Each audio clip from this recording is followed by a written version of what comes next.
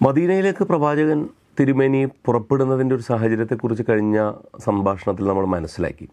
പക്ഷേ ഒരു വളരെ യാദൃച്ഛികതയിൽ സംഭവിച്ച ഒന്നായിട്ട് മദീന യാത്രയെ നമുക്ക് സങ്കല്പിക്കാൻ സാധ്യമല്ല. കാരണം അതിനും ഈ യാത്ര സംഭവിക്കുന്നതിൻ്റെ എത്രയോ മുമ്പ്, 2 വർഷം മുമ്പെങ്കിലും തന്നെ അതിനെക്കുറിച്ചുള്ള ആലോചനകൾ, മക്കയിൽ വെച്ചുള്ള എതിർപ്പുകളും ബഹിഷ്കരണങ്ങളുമൊക്കെ അതിൻ്റെ ഒരു തീവ്രതയിലെത്തിയപ്പോൾ പ്രവാചകൻ നേരത്തെ തന്നെ ഈ പ്രവാചകനെക്കുറിച്ച് മനസ്സിലാക്കിയിരുന്ന യസ്രിബിലെ, മക്കയിൽ നിന്ന് ഏകദേശം 500 കിലോമീറ്ററോളം അപ്പുറമുള്ള ഒരു പ്രദേശമാണ് ഇന്ന് മദീന എന്ന പേരിൽ അറിയപ്പെടുന്ന അന്നത്തെ യസ്രിബ് എന്ന് പറയുന്ന പ്രദേശം.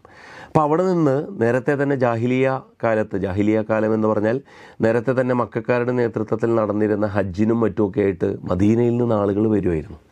ഈ വരുന്ന ആളുകൾ പ്രവാചകനെക്കുറിച്ച് അറിയുകയും മനസ്സിലാക്കുകയും അതിൽ നുബുവത്തിൻ്റെ 11ാം വർഷം ഈ അക്കബ എന്ന് പറയുന്ന സ്ഥലത്ത് വെച്ച്, അത് ഹജ്ജിൻ്റെ പ്രദേശമാണ് ഈ അക്കബ എന്ന് പറഞ്ഞാൽ, ഈ അക്കബ എന്ന് പറയുന്ന പ്രദേശത്ത് വെച്ച് 12 പേരടങ്ങുന്നൊരു സംഘം പ്രവാചകനെ മീറ്റ് ചെയ്യുകയും പ്രവാചകനോട് ഇസ്ലാമിനെക്കുറിച്ച് കൂടുതൽ ഞങ്ങളെ പഠിപ്പിച്ചു തരാൻ വേണ്ടിയിട്ട് ഒരാളെ പറഞ്ഞയക്കണമെന്ന് പ്രവാചകനോട് ആവശ്യപ്പെടുകയും ചെയ്തു.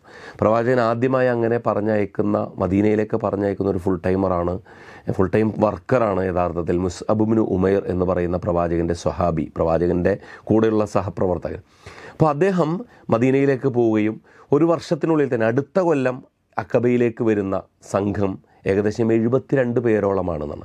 ഈ 72 പേരിൽ ഔസും ഖസ്റജും, മദീനയിലെ വളരെ പ്രധാനപ്പെട്ട 2 ഗോത്രങ്ങളാണ് അവരിലെ പ്രമുഖരായ ആളുകളുണ്ടായിരുന്നു.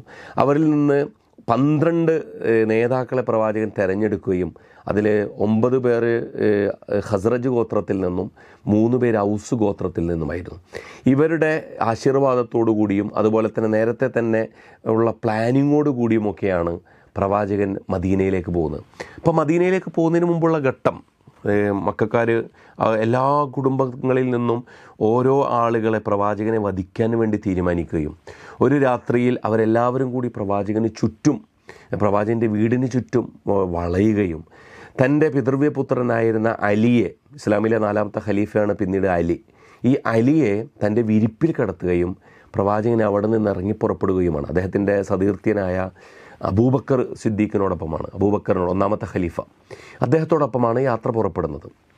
ആദ്യം മക്കയിൽ തന്നെയുള്ള ചില പ്രദേശങ്ങളിൽ താമസിക്കുകയും പിന്നീട് സൗർ ഗുഹയിൽ താമസിക്കുകയും അങ്ങനെ റബിയുൽ അവ്വൽ 8 നുബുവത്തിൻ്റെ 13ാം കൊല്ലം കഴിഞ്ഞ് റബിയുൽ അവ്വൽ 8 പ്രവാചകൻ സല്ലല്ലാഹു അലൈഹി വസല്ലം മക്ക വിട്ട് മദീനയിൽ എത്തിച്ചേരുന്നത്. റബിയുൽ അവ്വൽ 12 എന്ന് തന്നെയും മറ്റൊരു അഭിപ്രായമുണ്ട്. അങ്ങനെ മദീനയിൽ അതുവരേക്കും പരസ്പര ശത്രുതയെ കഴിഞ്ഞിരുന്ന 2 ഗോത്രക്കാർ, അതായത് ഔസും ഖസ്റജും എന്ന് പറയുന്ന 2 ഗോത്രക്കാർ, ഇവരെ പരസ്പരം അടുപ്പിക്കുകയും അവരുടെ നേതാവായി പ്രവാചകൻ സല്ലല്ലാഹു അലൈഹി വസല്ലം മാറുകയുമാണ് ചെയ്തത്. തീർച്ചയായിട്ടും മക്കക്കാർ ഖുറൈശികളും അതുപോലെ തന്നെ ബഹുദൈവ വിശ്വാസികളുമായിരുന്നൊരു പ്രദേശമായിരുന്നുവെങ്കിൽ മദീനയിൽ കാര്യങ്ങൾ തീർത്തും വ്യത്യസ്തമായിരുന്നു. അവിടെ നേരത്തെ ബഹുദൈവ വിശ്വാസികളായിരുന്ന ഇപ്പോൾ മുസ്ലിമുകളായി മാറിയ ആളുകളുണ്ട്, അതുപോലെ തന്നെ നേരത്തെ തന്നെയുള്ള ക്രൈസ്തവരായ ആളുകളുണ്ട്, അതുപോലെ തന്നെ ജൂത വിഭാഗങ്ങളുണ്ട്. കൂടുതലും ജൂത വിഭാഗങ്ങളായിരുന്നു. ഈ ജൂത വിഭാഗങ്ങൾ ബനു നദീർ, ബനു കൈനൂക്ക, അതുപോലെ തന്നെ ബനു ഖുറൈള എന്നറിയപ്പെടുന്ന 3 ഗോത്രക്കാർ പ്രത്യേകിച്ചും അവിടെ ഉണ്ടായിരുന്നു. ഇവരൊക്കെയായിട്ട് നല്ല സഖ്യത്തിലാവുകയും സന്ധിയിലാവുകയും ഒരു രാഷ്ട്ര രൂപീകരണത്തിൻ്റെ ആദ്യ പടികൾ പ്രവാചകൻ പൂർത്തീകരിക്കുകയും ചെയ്യുന്ന ചരിത്രമാണ് പിന്നീട് നമ്മൾ കാണുന്നത്. അവിടെ വെച്ച് പ്രവാചകൻ അവിടെ വളരെ എപ്രകാരമാണോ ഒരു രാജ്യത്തെ മുന്നോട്ട് കൊണ്ടുപോകാൻ വേണ്ടുന്ന ഘടകങ്ങൾ, പള്ളിയും അതുപോലെ തന്നെ അടുക്കളയും കോടതിയും അങ്ങാടിയും വ്യക്തിയും കുടുംബവും സമൂഹവും ഒക്കെയുള്ള വിശുദ്ധ ഖുർആനിൻ്റെ അധ്യായങ്ങൾ, അതുപോലെ തന്നെ അതിനുള്ള നിർദ്ദേശങ്ങൾ പ്രവാചകൻ്റെ ജീവിതത്തിൽ, അതുവരേക്കും മക്കയിലാണ് ഖുർആൻ അവതരിച്ചിരുന്നെങ്കിൽ അതിനെ നമ്മൾ ഹിജ്റയ്ക്ക് മുമ്പുള്ള സൂറത്തുകൾ എന്നാണ്, മക്കി സൂറത്തുകൾ എന്നാണ് പറയുന്നത്.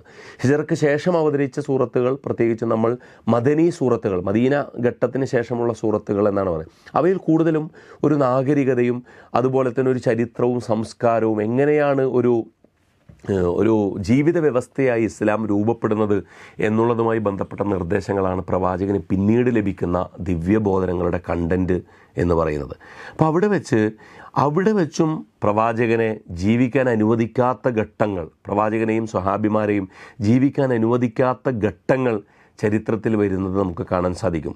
ഇസ്ലാമിക ചരിത്രത്തിൽ പലപ്പോഴും പ്രവാചകൻ സല്ലല്ലാഹു അലൈഹി വസല്ലമയുടെ ജീവിതത്തിൽ യുദ്ധക്കൊതിയൻ എന്നൊക്കെയുള്ള പേരിൽ അദ്ദേഹത്തെക്കുറിച്ച് അറിയപ്പെടുന്ന ചരിത്രത്തിലെ വളരെ പ്രധാനപ്പെട്ട നിർണായകമായ ഇത്തരം സന്ദർഭങ്ങൾ യഥാർത്ഥത്തിൽ ഇസ്ലാമിൽ എന്തിനു വേണ്ടിയിട്ടായിരുന്നു പ്രവാചകൻ സല്ലല്ലാഹു അലൈഹി വസല്ലമക്കും കൂട്ടർക്കും മദീനയിൽ നിന്നുകൊണ്ട് ഇത്തരം പ്രതിരോധ നിലപാടുകളുമായി അതല്ലെങ്കിൽ ശത്രുക്കൾക്കെതിരെയുള്ള മുന്നേറ്റങ്ങളുമായി മുന്നോട്ട് പോകേണ്ടി വന്നത് എന്നുള്ളത് പഠിച്ചെടുക്കാൻ നമുക്ക് സഹായകമാകുന്ന കാര്യമാണ്. ഇപ്പോൾ ബദർ, ഉഹദ്, ഖന്തക്ക്, അതുപോലെ തന്നെ ഫത്ഹ് മക്ക വിജയം, ഹുദൈബിയ സന്ധി, ഹുനൈൻ യുദ്ധം, തബൂക്ക് യുദ്ധം എന്നൊക്കെ പേരിൽ അറിയപ്പെടുന്ന വ്യത്യസ്ത യുദ്ധങ്ങൾ യഥാർത്ഥത്തിൽ അത് യുദ്ധങ്ങൾ എന്നുള്ളതിനേക്കാൾ അസ്ഥിരപ്പെട്ടു പോകാതെ മദീനയെ എപ്രകാരം ഒരു വിശ്വാസി സമൂഹത്തോടൊപ്പം തന്നെ അവരുമായി സന്ധി ചേർന്നിരിക്കുന്ന മറ്റുള്ളവരോടും എങ്ങനെ ഒരു അസ്ഥിരപ്പെടാതെ ഒരു രാജ്യത്തെ മുന്നോട്ട് കൊണ്ടുപോകാം എന്നുള്ളതുമായി ബന്ധപ്പെട്ട പ്രവാചകൻ്റെ ആലോചനയായിട്ട് നമുക്ക് മനസ്സിലാക്കാൻ സാധിക്കും.